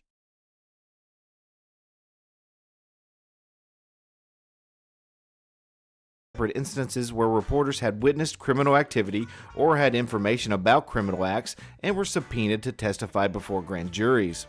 In a 5-4 decision, the court rejected the argument that the First Amendment provides journalists with an absolute privilege against testifying in such situations. The court recognized that requiring journalists to testify could have a chilling effect on their ability to gather news. However, it held that this potential burden was outweighed by the government's need for information in criminal investigations. Importantly, the court did... Brad, I have to. Like, you and the missus were good influence on me to hold off on that, okay? I appreciate it. It's just like the problem is that the alcohol is lowering the inhibitions, so that's when I know I gotta stop the stream. after this is done. That's all I'm did saying. not completely foreclose the possibility of a reporter invoking the First Amendment in certain circumstances. It suggested that a journalist could challenge a Dummy Kruger's correct, but it's talking about a journalistic privilege. The same thing as like a attorney-client privilege or spousal privilege or medical privilege, right? if it was issued in bad faith, or if the information sought was not relevant to a legitimate law enforcement inquiry.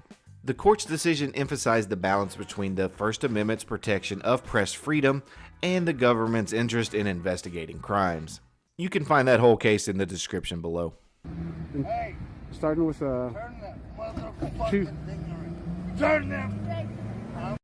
Okay, so now the guy in the stop who's allegedly stalking the law firm in question is getting a little bit manic and a little bit crazy because of the auditor's presence. Look. Thank you. I want Look, video. Look. Hey, loser. That's called freedom of speech there. You can see here how the situation was escalating, even prompting the officer to grasp her firearm. I'm told the man in the truck was arrested days later, but I wasn't able to verify it myself. Backup quickly arrives on scene. How's it going? Can we give them a little bit of space so they can do what they need to do? I gave him a little just a minute ago. Can we give them a little bit more? I'm fine with us talking about what's going on, but this is something we just need a little bit of space on. Okay. You don't want us to hear or see anything? Is that what's going on? No, I mean, if we could just take a few steps back, that's fine with me. Okay.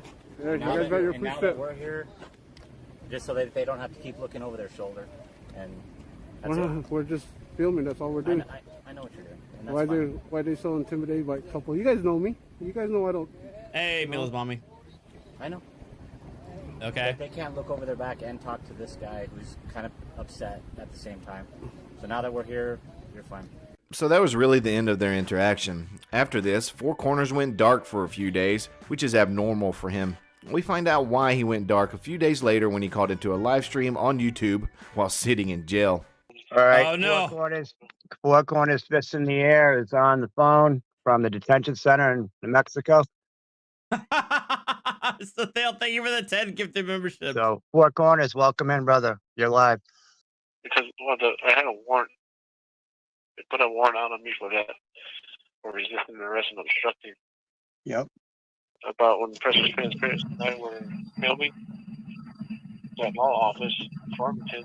So then, how many days after that filming session, did they have your warrant out? 2 days or a day?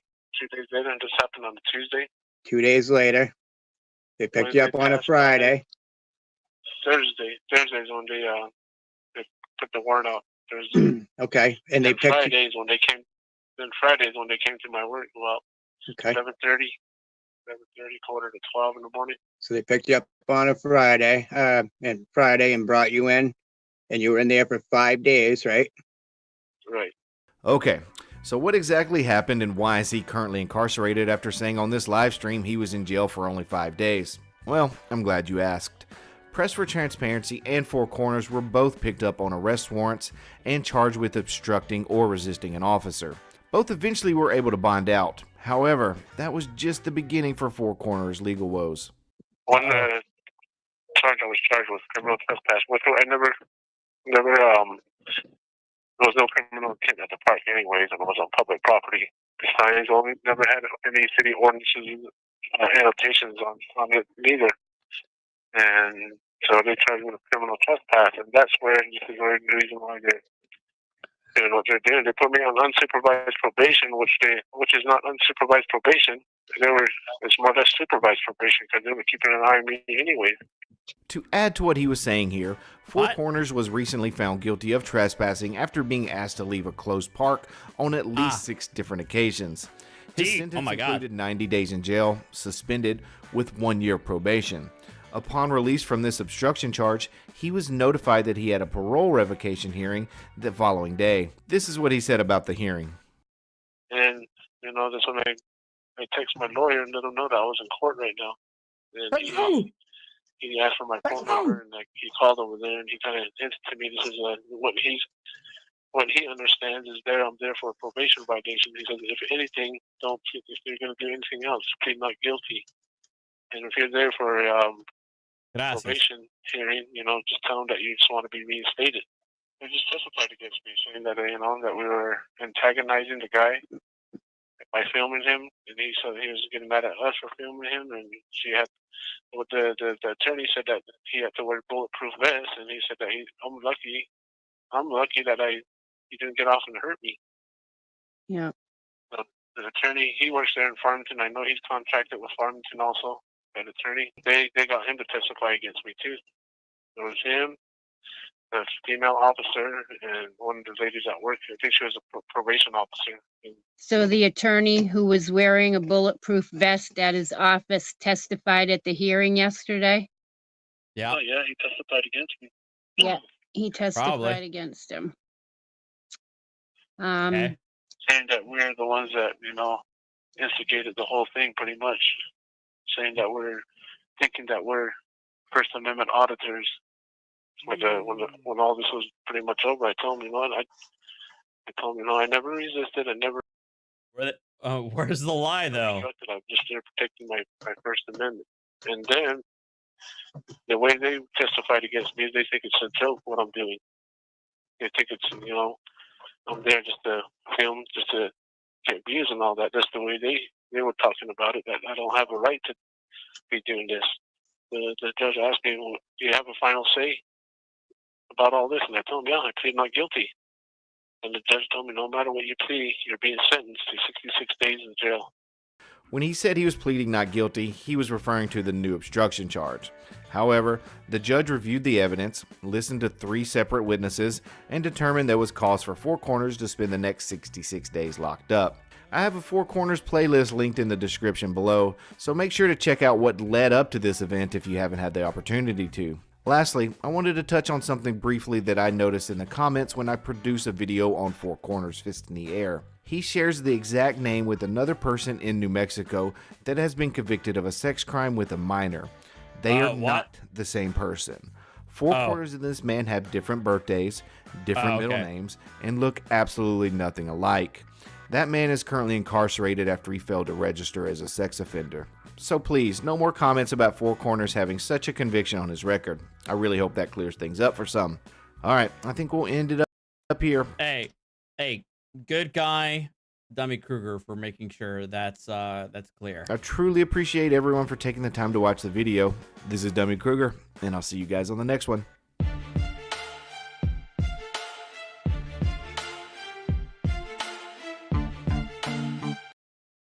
All right, guys. Like I said, I'm probably gonna order some extra food in time. It's 7:28, so let's put it at 7:45.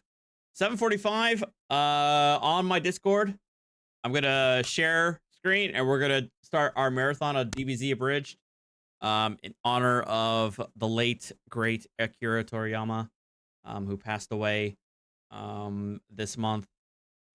He has been a fantastic, an amazing influence on manga, Japanese anime, and even Western anime, like a pop culture icon.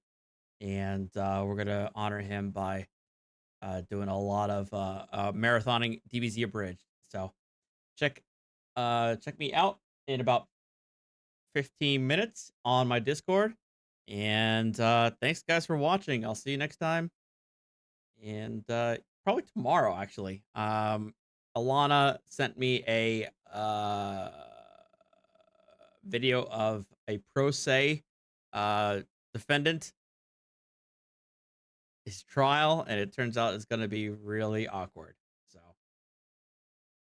can't wait for that. All right. Take care, guys. Adios. If I don't see you tomorrow. Later.